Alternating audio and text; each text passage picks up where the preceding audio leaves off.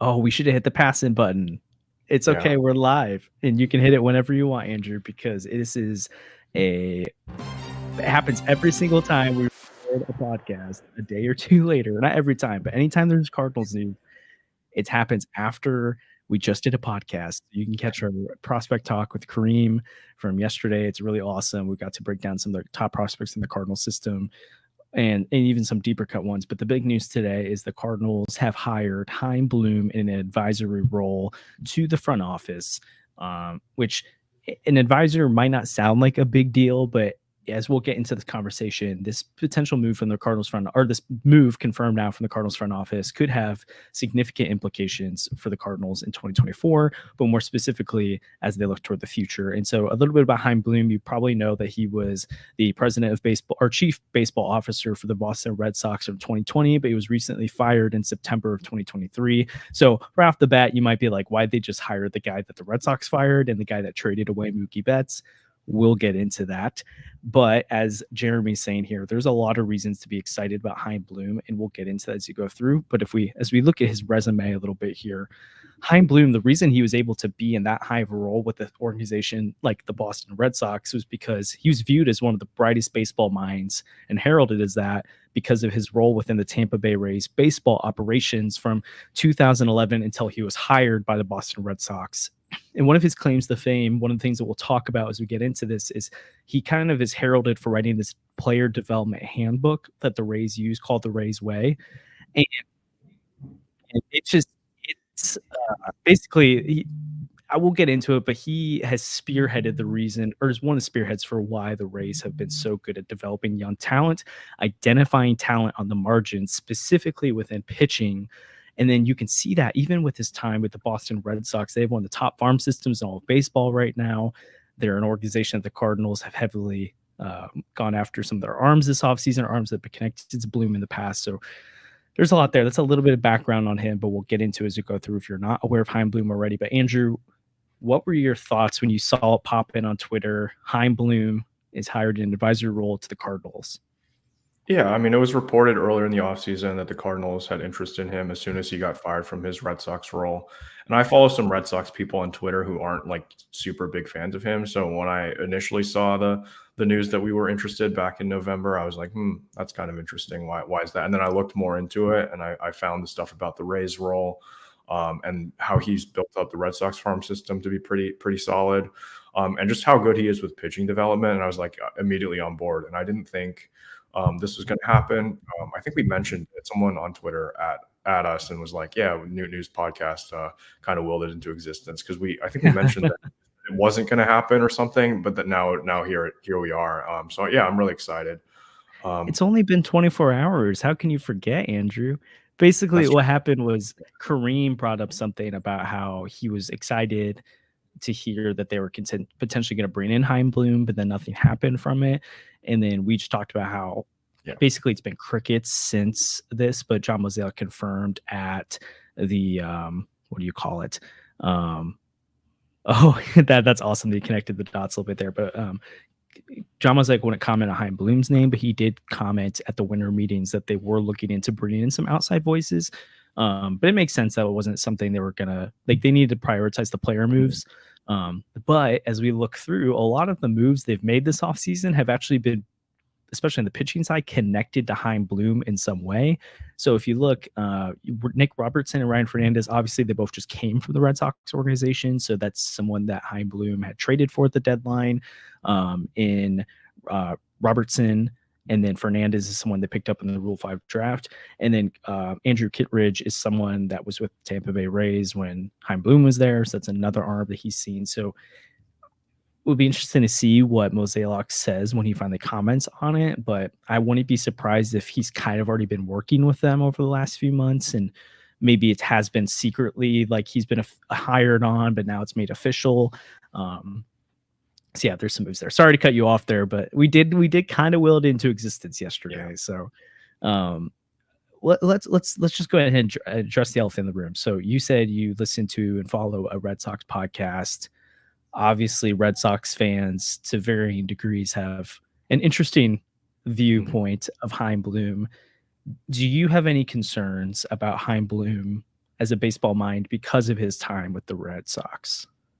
I mean, the one thing that I think Chaim Bloom gets a lot of criticism for is the Mookie Betts trade, but I Yep. feel like that was a little bit forced by ownership, to some extent, and I don't think any, like, smart baseball person or, like Chaim Bloom, who did so much with the Rays, would just give him up for pretty much, like, nothing, right? Alex Verdugo was, like, the biggest, player in that trade package, and he just got shipped away, so basically the Red Sox haven't gotten much of anything out of Mookie Betts. And I don't think Mookie Betts was really going to sign an extension in Boston. It just didn't seem like that was a thing that was going to happen. So, seemed like a little bit of a panic move for me.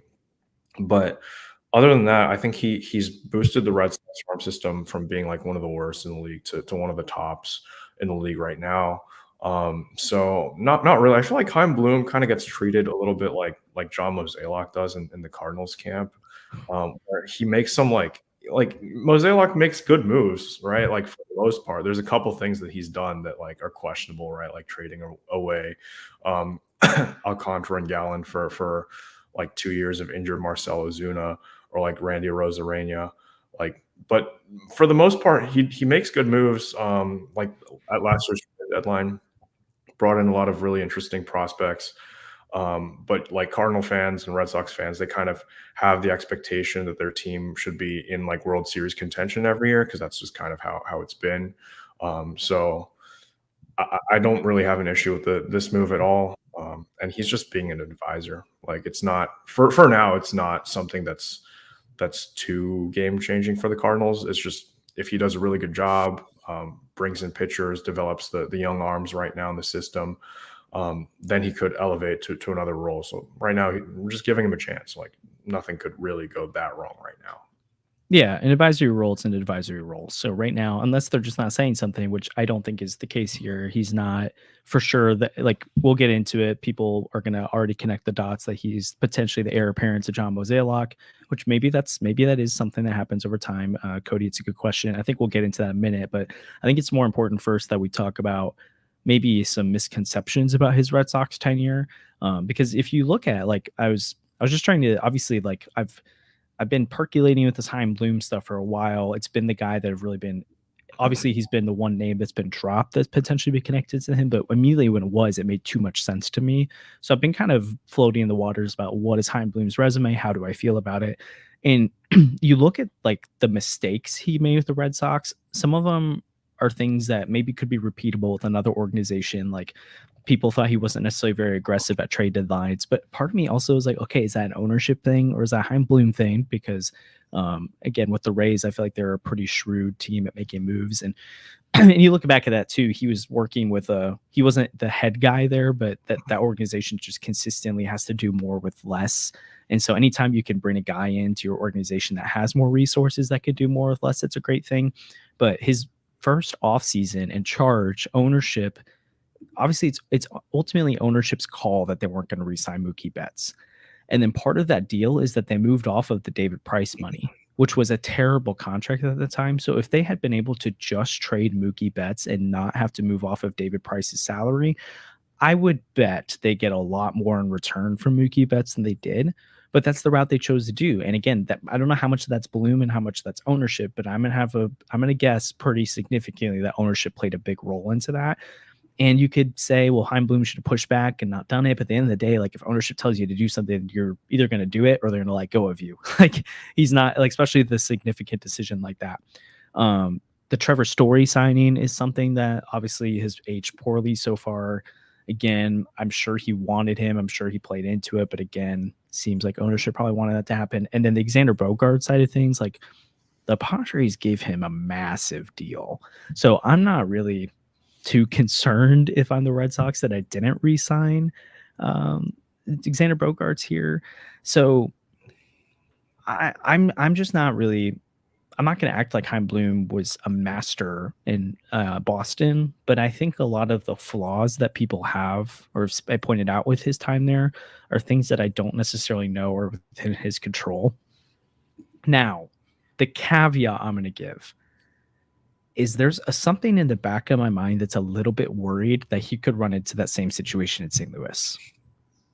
That to a lesser extent, the DeWitts have already been open about this offseason. that they will spend to a level that's comfortable. They will spend when it makes sense. Again, they don't really make those Mookie Betts type trades. So that's kind of a Boston thing. But do the DeWitts and Mozeliak, unless maybe Mozeliak's identified him for them, but do the DeWitts see him as a kind of guy that they're like, hey, Chaim Bloom has proven that he doesn't, well, with the Red Sox, you could say maybe he hasn't proven, but with the Rays, he's proven that he could be a part of an organization that doesn't spend a ton of money, but consistently puts out a winner.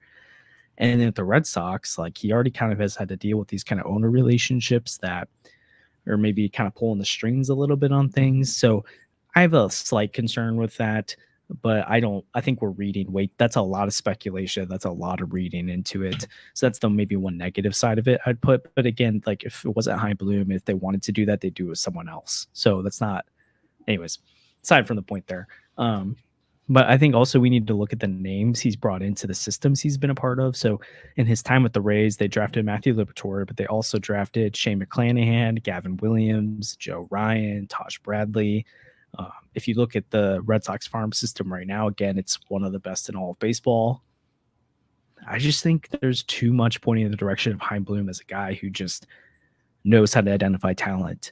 And at the very least, this gives the Cardinals an outside perspective in the organization that they desperately need, and someone to come in who's not just built up in the same framework, who's thinking the same way as everyone else and can see things differently. And again, they've made the Sonny Gray signing, even though it's not the top fish on the market, that's the most they've ever, that's the biggest arm they've acquired in free agency before, especially at that kind of contract.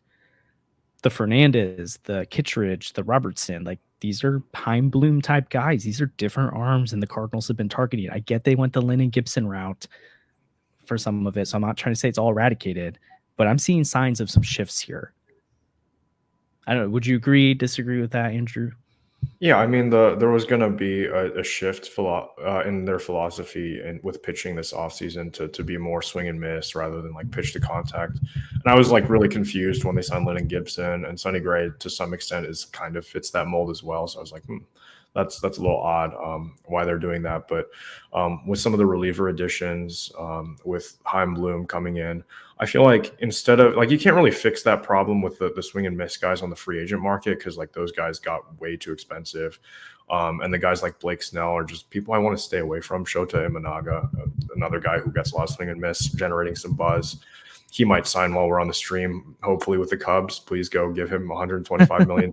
But yeah, a lot of the guys get kind of with the swing and miss stuff get kind of unaffordable for the Cardinals, and the ones with, especially the ones with control, like Blake Snell has limited control. He walks a lot of guys. So I feel like it makes a lot of sense that the Cardinals are going to go and try to develop those guys in their own system, like Tink Hence and Roby, Cooper Jerpy, like those guys trying to get the Red Sox like sort of pitching philosophy in there with that. So I'm excited for the future. Maybe not this current rotation is constructed, but I feel like if he works with some of those young pitchers, tries to figure out what makes them, how to get them to their ceiling, that'd be really exciting. Yeah. Dustin, I think you said it before, we were touching on it, but just want to acknowledge, yes, I do think the Red Sox, what his tenure looked like with them says more about ownership than it does Chaim Bloom.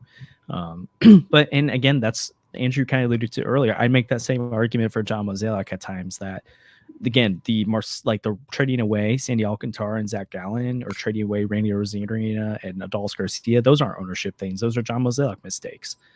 But the lack of spending, the lack of being in the market for top tier guys, that's a DeWitt thing. And obviously the Mozeliak shown he's willing to trade for Giancarlo Stanton. To be fair, ownership was willing to sign off on it. He tried to sign David Price, and ownership signed off on it until the Red Sox outbid them.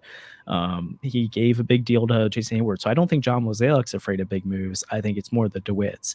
And I don't think Chaim Bloom's afraid of big moves. Again, I think that was John Henry and the Red Sox organization. So yeah, we'll see with some of that kind of stuff. And then also something I think CP threw in the chat is makes a ton of sense with the top 10 pick coming this year to have Chaim Bloom. I totally agree with that. Obviously, the Cardinals have been great at drafting in recent years, but you look, they drafted Marcel Mayer a couple years ago, who's now a top like 5 prospect in all of baseball, top 10 prospect in all of baseball. They got Kyle Teal, I think in this last year's draft, and he's their number 4 rated prospect right now. He's probably a top 100 guy. And they got Nick York, who's their 6th ranked prospect in Chaim Bloom's time. So at least with first round picks, the Red Sox have had 2 top 10 ones since he's been there, and he's nailed them both, it looks like, or 2 top picks. I think one of them might have been right outside the top 10.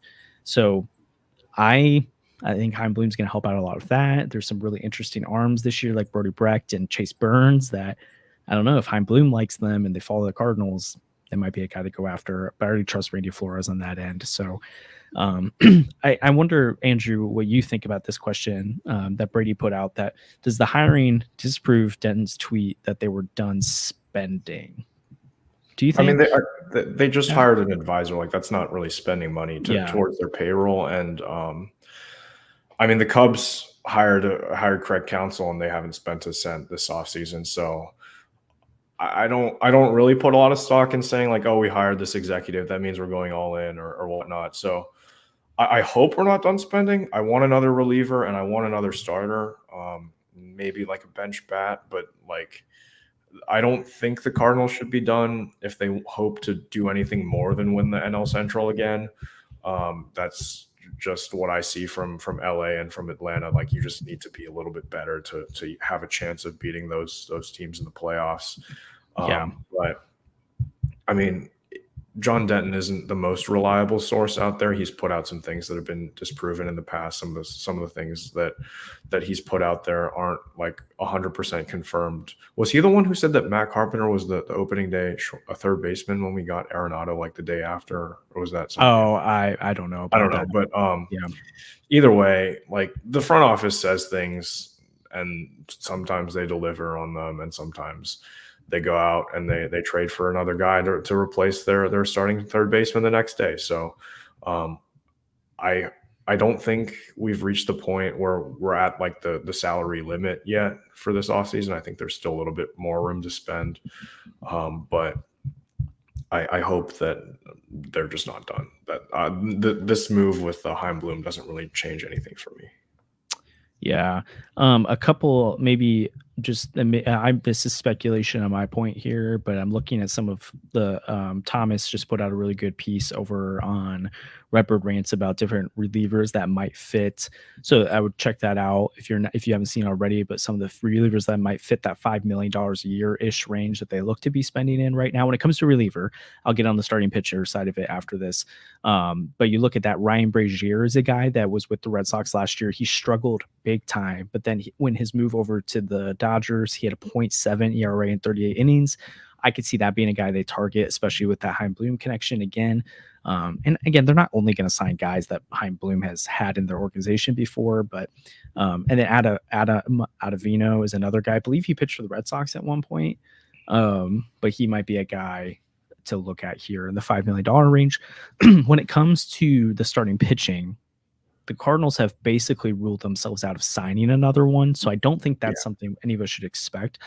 They do keep creaking the door open at a trade. No one shut that down. And I feel like if they didn't want to do it or didn't want to consider it, they would shut it down, because I don't really think they want, like, they don't love when their people are mad at them. They don't intentionally try to do it. Like when they say, oh, payroll's going up, they don't like snicker at themselves being like, they're going to see you later that we didn't, and they're going to get mad at us. Like, they had at least intention of doing it, and then they didn't. So that they should get all the flack in the world for it.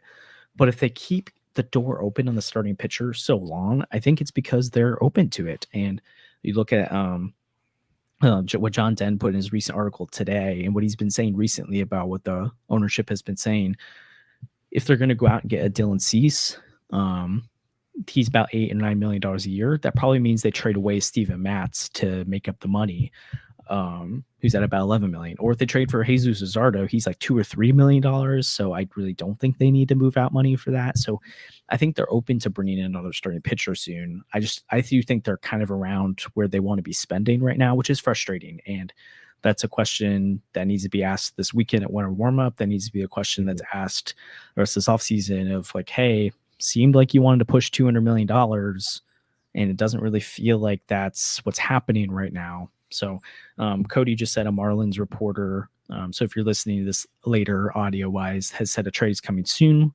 Do you think the Cardinals can be involved with that? I do. I mean, I'm not going to say they are, but I certainly think they could be one of the teams involved. When you look at Luzardo, you look at Dylan Cease, I don't really think the Dodgers are doing it, even though they could. I don't know if the Orioles are the team that's going to pull that off. The Reds have already selected themselves out of it. The Red Sox kind of seem like they're going after a starting pitcher in free agency. So I just think the market kind of tends to point toward the Cardinals as potentially being able to pull something off. But again, this is me speculating. This may be me reading the tea leaves too much, but I don't know. We'll see. Yeah, I mean, one focus for the front office and like from the business perspective was that they wanted to sell like more tickets and like get a lot of the fans back in the stands for 2024. Yep.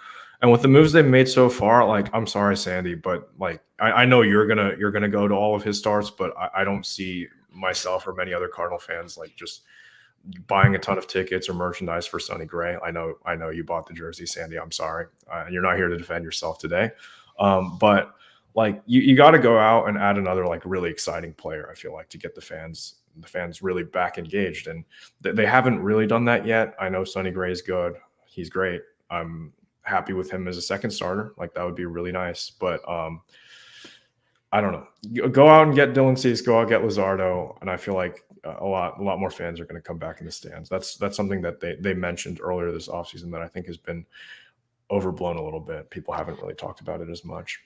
Yeah, and I do think a couple things like people keep looking at John Denn's report today, and what he's been saying recently is, again, this is what Bill DeWitt says, comes straight from John Denn's report, that because of financial uncertainties, various financial uncertainties, the club isn't likely to make any more moves this offseason.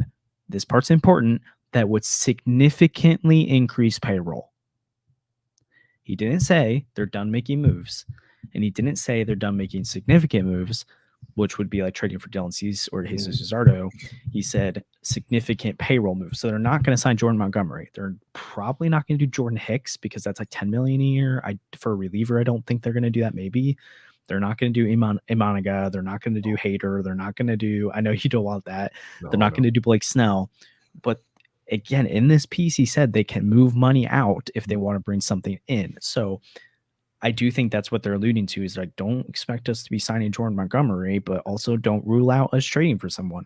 But I also think Jeff brings up a good point here. He says how to get fans engaged is to win. And I do kind of think like we might all be frustrated and want a bigger name to come in, but I do think the Cardinals are going to be in a better position to win this year. And I mean, even though it's not a new name, like Jordan Walker has the potential to pop off this year as a legit stud. He already is a stud, but like a guy who's like a true borderline all-star. Nolan Gorman could take strides this year. Lars Nootbaar. I think they have some internal names that can come up and make some noise. That sure, they didn't sign those guys this year, but they might, like, we're going to see this new young guard start taking the reins of the team. So I think that could bring some excitement. And who knows? Maybe we'll see some Chaim Bloom jerseys. I mean, they might sell more Yadier Molina jerseys. They're new. Do they have the same title? I think they have the same title. They're like special advisors or something. Oh, I think they're definitely going to be doing something completely different. Yeah, they're going to be doing something completely different. But and also chat. So if you're listening to this live right now, feel free to throw questions in here. I'm seeing a lot of good comments and stuff. So sometimes we don't do a great job of acknowledging that we saw the comment, but we try to talk about it as we see in the chat. So I'll try to make sure we throw it up here if we're addressing your point. But if you have questions about Chaim Bloom, if you have questions about our thoughts on the signing or the bringing him in, if you have questions or thoughts that you want us to kind of dive into, I think we've touched on most. It's already in the chat right now. Big picture. So we didn't really talk about this yet. Andrew, I want to hear your thoughts first. I know we kind of touched on it, but I don't really think we did. Are you, like, as the things currently stand right now, do you think the long-term path here for Chaim Bloom could be the next president of baseball operations, the heir apparent? Or do you think this is really more of an advisory role right now? Which I know that's what it is, but do you think they have sights of it being bigger than that? I mean, I think it's definitely something that's on the table. I know Mo is going to like take a step back in his role at the Cardinals front office in the next couple of years. So they're definitely looking for somebody at the moment to like go and replace him as the president of baseball operations. I know Chaim Bloom did it with the Red Sox. Results were mixed. Red Sox fans will come in here and say that he didn't do a great job. I'm not really sure that was entirely his fault, but if you get hired by an organization like the Red Sox to do that kind of role, and you've had a long history with a franchise like the Tampa Bay Rays that develops pitching like that, I don't see why like they wouldn't be open to it. I'm not sure that's exactly what they're thinking about right now, but I think they're definitely evaluating him as one of the possible options. I know Mike Gersh might take that role. Randy Flores, another guy that definitely could take that role, but maybe they're having like a few different people try it out and see which option fits best for the future. Yeah. So. I think I agree with that line of thinking. Like Chaim Bloom probably didn't have a ton of job offers right now, especially in official capacity, but I also think most organizations would have jumped at bringing him in as an advisor. So I'm guessing he probably landing at the Cardinals, thinks there's a potential for a future here, or if not here, that'll launch him into his next gig. So I do think that's on the table, and I do think Gersh could be that next guy. I do think Randy Flores could be that next guy. But something I did put in my 10 bold predictions for this year, but it's honestly not that bold. It's something that the Cardinals have kind of talked about, is that over the 3 years of John Mozeliak's extension, so he's got two more years left, 2025 and 2020, or 2024 and 2025. So this year, next year. They've been pretty clear that they're going to start figuring out what life after him looks like. And he's probably not going to actually fully leave the Cardinals. He's probably going to be promoted into some like higher executive role where he's not really the baseball operations guy anymore, but he's more of the business and maybe gets into ownership, who knows, that kind of thing. But that's probably more of his long-term path here. And again, we don't know this for sure, but the fact that Chaim Bloom is coming in right now, I do think makes him a player here. And they don't have to, like, front offices do different kind of structures. Like, he was the chief baseball officer, and not all organizations have president of baseball operations. So they might not necessarily be looking to replace John Mozeliak straight up. They might try to restructure the front office, and there might be higher ranking roles for a Bloom and for a Flores and a Gersh. Like, there's just a lot of different ways they could do it. So I think if I had a bet right now, I do think Chaim Bloom is a future here in St. Louis outside of being an advisor, but remains to be seen.